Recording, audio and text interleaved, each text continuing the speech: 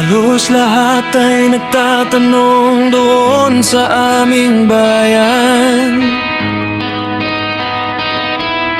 Sa gitnang kanluran na aking pinagmulan, sila'y nalilito, ba't daw ako nagkaganito? Kung ano ang dahilan, ako lang ang nakakaalam.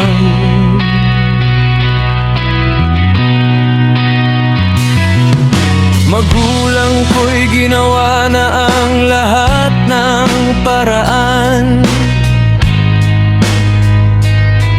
upang mahiwalay sa aking natutunan. Subalit iniwan ko ang ibinigay na karangyaan. Kung ano